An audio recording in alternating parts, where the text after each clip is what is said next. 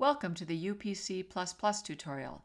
I'm Kathy Yellick, and I'll be presenting today with Amr Kamal, Dan Bonachea, and Paul Hargrove. UPC++ is a programming environment for distributed memory applications that are based in C++.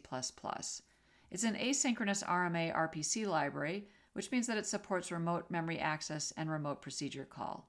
We'll be talking about what all of these things mean throughout the tutorial. We want to thank all of the people behind the UPC++ effort, which is primarily the Bogota group, which is funded by the Exascale Computing Project at the Department of Energy. There's a list of our collaborators who have written some of the applications we'll talk about, as well as people who have been working on the implementation of UPC++ and the design of the interface. We'll also be talking about some performance results that come from both the National Energy Research Scientific Computing Center, NERSC, as well as the Oak Ridge Leadership Computing Facility, both funded by the Office of Science in the Department of Energy. Why should you care about UPC++? Well, it supports applications that involve asynchronous updates to irregular data structures. What do I mean by that? You might have adaptive meshes in which you're updating boundary regions in neighboring meshes, sparse matrices that are data dependent in terms of the pattern of communication, hash tables and histograms that need to communicate data to other processors based on the value of the key that's being hashed or counted, graph analytics, where the structure of the data is really what you're trying to understand in that analytics application, and dynamic work queues that are used for dynamically load balancing tasks in a parallel application. So these applications have a degree of irregularity and unpredictability about the data movement in them. That occurs in space, meaning that the pattern of which processors are going to need to get data from other processors is not known in advance. It may not even be available into the middle of the application, such as when you are putting something into a hash table. It's also irregular in time in the sense that you don't know when that value is going to be put into a hash table bucket. And finally, the size of the data may not be known. It may be dependent on exactly what's happening in the computation or the shape of the data structure that occurs at runtime. There are also architectural trends that motivate UPC++. As we look forward to the exascale systems that will start appearing next year, or look at the pre-exascale systems that exist today, some trends have shown up relative to systems over the last decade or two. The number of cores per node has been growing steadily. The cores are getting simpler, including the cores that exist on accelerators such as GPUs. The memory per core is dropping, and the latency between nodes, the communication latency, is not improving. So we need to do something to reduce the cost of communication in software, but without blowing up the memory footprint. And so we need to overlap communication to hide the latency, but we also need to reduce the memory usage, the memory footprint, by using more frequent messages. We also want to have very lightweight messages. If we're going to send more frequent messages due to the memory constraints, we're going to have to make sure that each one of those messages is very fast, or at least has very low overhead, and then we overlap the latency part of the cost. And so we'll want to use very simple messaging protocols such as RDMA, which I'll talk more about. To reduce the overhead of communication, we're going to use what's called one-sided communication, which means we're going to allow a process to directly access another process's memory through what's called a global pointer. What does this mean? Well, if you contrast this with send and receive model, such as in MPI, there's no need to match a send with a receive in a one-sided model. You can't have an unexpected message that is a send without a receive, and we don't have to guarantee that the messages are delivered in any particular order. So to give you a little bit better idea of this, we'll look at this little cartoon of what a two-sided versus one-sided message looks like. In both cases, you're sending some data from one process to another process, and the other process has a network interface. It's got a CPU and some memory. In a two-sided message, there's some metadata, which I've approximated here by saying it's a message ID. There may be other information about what communicator it's part of if you're in something like MPI, or other information about the sender and things like that. That metadata is sent along with the data payload to the other processor. But fundamentally, the information about where that data should be put into memory on the remote CPU and the remote process really resides in the host CPU on the other side, that is in the remote process. And that remote process has to say receive because that receive is what tells it where to put that data in memory. In contrast, a one-sided put message, so a remote write message, has an address in it as well as some data payload. It may have some other information as well. I'm oversimplifying here, but fundamentally it has the information that a smart network interface can take that one-sided message and directly write it into memory without interrupting or otherwise getting information from the host CPU. So that's the advantage and the reason that it actually has lower overhead to do one-sided communication. And you may ask, well, are network interfaces smart enough to do this? And the answer is yes. All of the exascale and pre-exascale machines, but also any kind of an InfiniBand cluster, most hardware is going to have support for remote direct memory access. This allows us to, by the way, make the machine, even though it's physically got distributed memory, to look a little bit like shared memory. It means that we can have shared data structures with asynchronous access to them. And we'll see what that looks like in a minute when we start putting together the programming model, UPC++.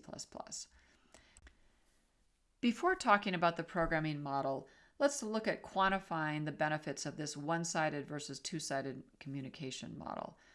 And what we're seeing here is the bandwidth for various message sizes on 4 different machines with 2 different networks. On the left-hand side, we have the Aries network, and on the right-hand side are InfiniBand networks. These are bandwidth plots, so up is good. This is not running time. And what we're showing here is the two-sided performance in the dashed green line and 4 different implementations of a one-sided protocol, either a put or a get, and either implemented in GasNet, which is going to be the communication layer underneath UPC++, or in MPI, which is in its MPI RMA model. And what you can see in each of these graphs is, for the most part, the two-sided model is consistently slower in this range of, say, 1K to about 16K messages. Now, eventually on each of the architectures, you should be able to get to peak performance with any of the models, and that's true on all of them except the Cori 2, which is the Xeon Phi, the KNL nodes of Cori. But typically on most machines, we'll see all of them asymptoting to the same line. The one exception in where we see some difference, where the two-sided model is being is actually faster than the one-sided model, is looking at the MPI implementation in the lower right on this system called Gomez. In that case, it looks like the MPI one-sided, the RMA implementation, probably needs to be optimized further. But in general, we're going to see, especially for these medium-sized messages, which, as I said, will be increasingly important due to the memory footprint of these applications and the shrinking memory size in the applications and the lack of improvements in latency costs over several decades of these types of parallel machines. Now, how do we put this into a programming model? Well, we'll call this a partitioned global address space model. And in order to see how it's put together, let's look at the picture at the bottom. So with each process in this program, we're going to have a private segment of memory and a shared part of memory. The private segment you can think of as places where your stack variables will typically go. Other things may go there as well. The shared memory segment is where we're going to put data structures in there that we want other processes to be able to access directly using this one-sided communication. So the union of all those shared memory segments associated with each process is called the global address space. Now, in order to get access to that, we'll use special kinds of pointers called global pointers, and those global pointers will be able to point to things that are in the shared memory segment, but those pointers will also have information about which process that object that is pointed to has affinity to. That is, which process is it nearby? It was allocated. Typically, when you allocate an object, it's going to go into the shared segment associated with the process that does the allocation, and then we can have pointers that other processes use to access it. So this gives you something that looks a little bit like a shared memory programming environment like you might see with something like OpenMP or POSIX threads on shared memory or multi-core hardware, but it's actually different in the sense that the pointers in this case, these global pointers, are going to encode the affinity information of where the object that pointer points to is, what process that it has affinity with. And that's going to be very important to allow programmers to optimize for locality and allow you to write scalable applications that can run on hundreds of thousands of processes. So just to summarize, this partition global address space, or PGAS model, supports the idea of global memory, takes advantage of the hardware that I mentioned exists in these modern systems, this RDMA hardware. It has the distinction between private and shared memory, which will also be important for optimizing for performance. And then it gives you this lighter weight communication because it separates the synchronization that you get with something like a send and receive model from the data movement. There are a number of other languages that provide this PGAS model that includes UPC based on C, a language called Titanium we worked on a number of years ago at Berkeley that's based on Java. The Chapel language from Cray, the X10 language from IBM, and the CoArray Fortran language. In addition, there are other libraries similar to UPC++ that provide this PGAS model. Habanero UPC++, OpenSHMEM, CoArray C++, Global Arrays, Dash, and MPI's RMA model, which I already mentioned. So we're going to talk here about UPC++, which is this C++ library for exposing this PGAS model to programmers that was developed at Lawrence Berkeley National Laboratory. So what is the execution model for UPC++? Well, it's very similar to MPI's typical model, which is a single program, multiple data, or SPIMD model of execution, where we have a fixed number of processes and they run the same program, but they're not synchronized lockstep. So for example, at the start of a program, if we're running this little main function here, we're first of all going to initialize the UPC++ runtime system. Then we can do a print statement, and that print statement will happen in parallel. As you can see here in the picture, there's a barrier statement, similar if you're familiar with MPI, with what's in MPI, and then another print statement that's only going to be executed on processor 0, which in UPC++ you can find out if you're process 0 by asking if your rank is equal to 0. And then you clean up the runtime system by calling UPC++ or XX finalize. So all these UPC XX things are in the programming model for UPC++, and these are just the different examples of some of the basic primitives that you get. I've been talking about global pointers as a way to access data that's in the global address space. So global pointers can be used to create logically shared but physically distributed data structures. In the picture below, we have a linked list that's living in the global address space. There's one node living in each of processes 0, 1, and 2, and they're linked together with what are called global pointers. There are also global pointers that live in the private part of the address space but point to things that are in the global address space. To declare a global pointer, we'll declare it sort of as we do a C++ raw pointer, that is going to be parameterized by the type of the object it points to, and we'll do this using the C++ template syntax, so global pointer of the type, in this case, double. So we will still have traditional C++ pointers, which we'll call raw pointers here. And that in the picture is the little L pointer. And the L pointer can still point to the global address space, but it can only point to things that have affinity with that process, that private memory. And so the affinity then of these pointers in a global pointer identifies the process that created the object. If you recall, I said that when you allocate an object, it's going to be put in the part of the address space, the segment of the address space that's associated with that process. The global pointer then carries the information about where that object lives in memory, its address, and the affinity for the data. Whereas raw C++ pointers, they can only be used to refer to objects in the global address space that have affinity to that process, as you can see in the picture here. So how does UPC++ deliver the PGAS model? Well, it is not a language in the sense that it doesn't have a compiler. It is a programming model or a programming system, and it uses the library. This was a design decision made early on in the UPC++ design because it leverages then some of the features of C++ and actually makes it much easier both to implement the language but also allow it to interoperate with other C++ libraries. So it relies on GasNet-EX that I've mentioned GasNet before. The exascale version of that is called GasNet-EX for very low overhead communication.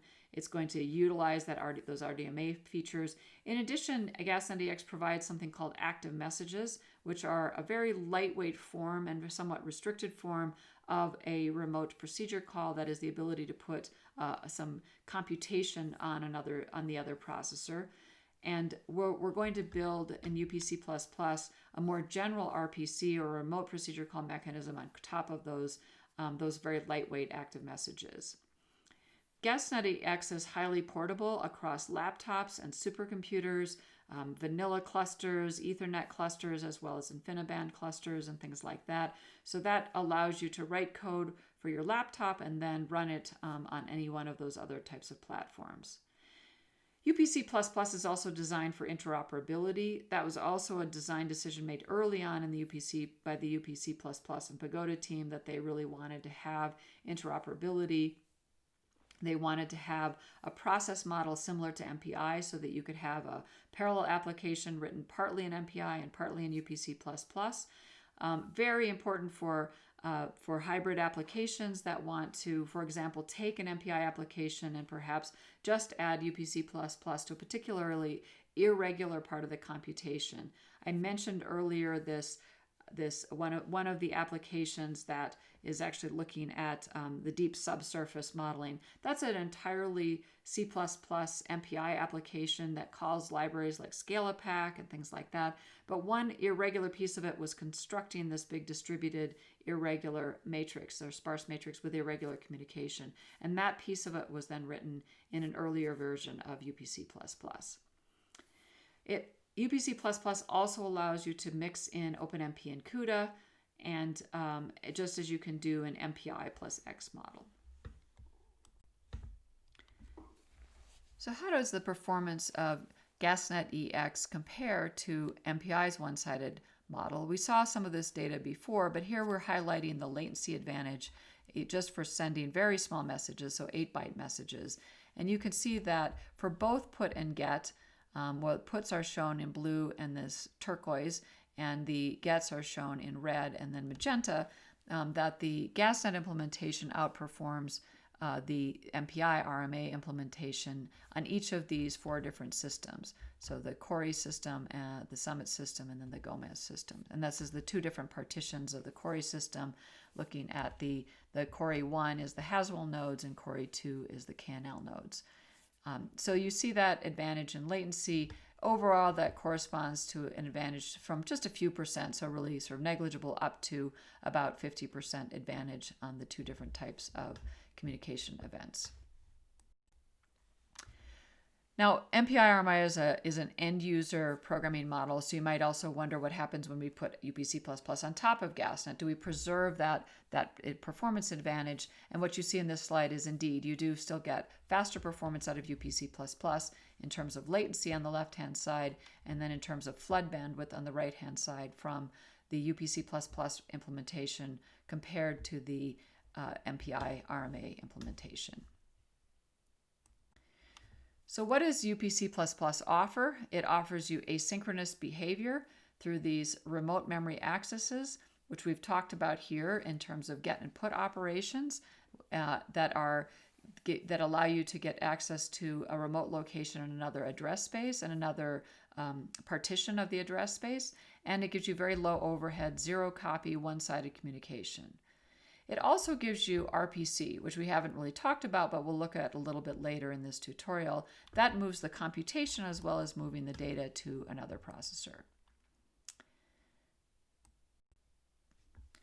Now let's look in a little bit more detail at this RMA, what it looks like. And by default, when all of the communication operations in UPC++ are split phase. That's to try to ensure that you get maximum overlap of communication with either other communication events or with computation.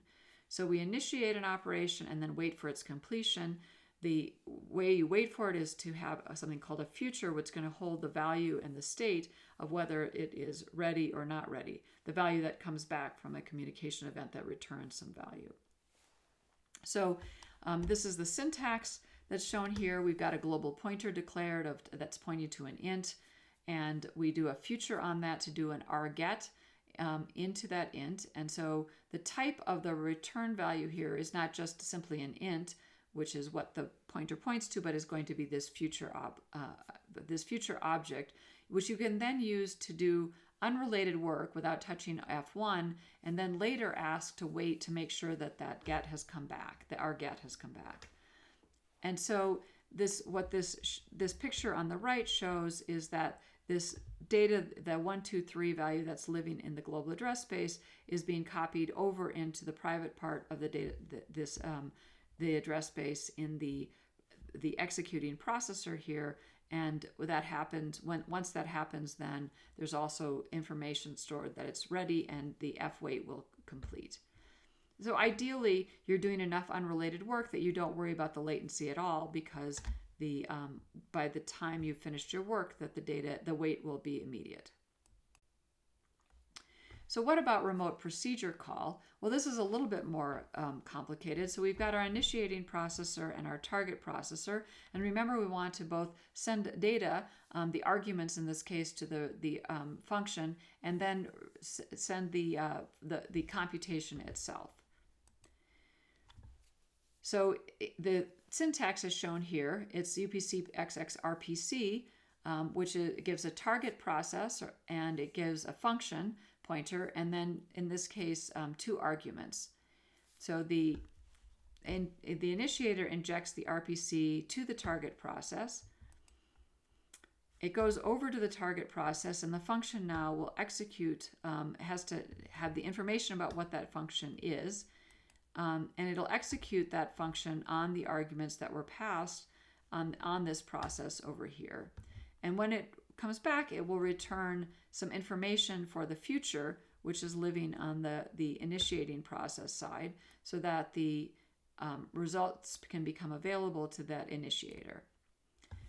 You can have many RPCs active simultaneously, even from a single process, and that is going to be used to hide latency, as with the arget operation that I showed you before. So here's a simple. So you've seen some of the basic primitives for writing a UPC++ program, and now could write something. And I think that's a good time to actually do that. You need to know how to build and run your application. So this slide shows you the syntax for running the compiler, which is really a compiler wrapper. That is, it calls the normal C++ compiler, but makes sure that the necessary libraries are linked in and so on. And you've probably seen that if you've used MPI with their compiler wrappers as well.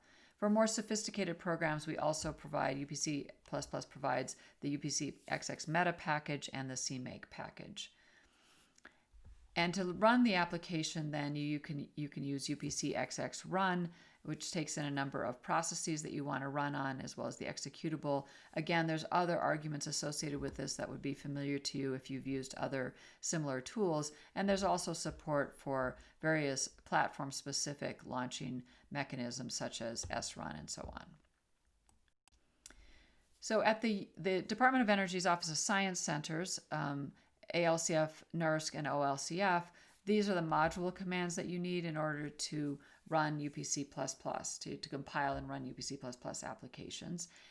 And there's more information and examples for all 3 of the centers that are at this wiki site.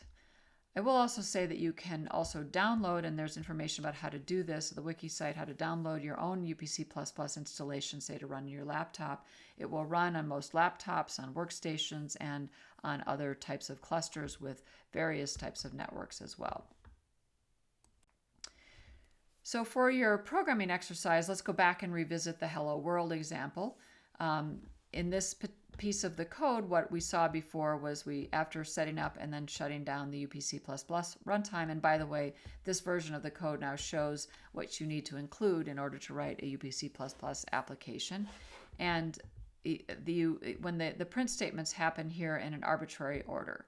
So our first recommendation is that you go ahead and just take that code and compile it and run it on your favorite system. As I said, there's all the information is available in this link.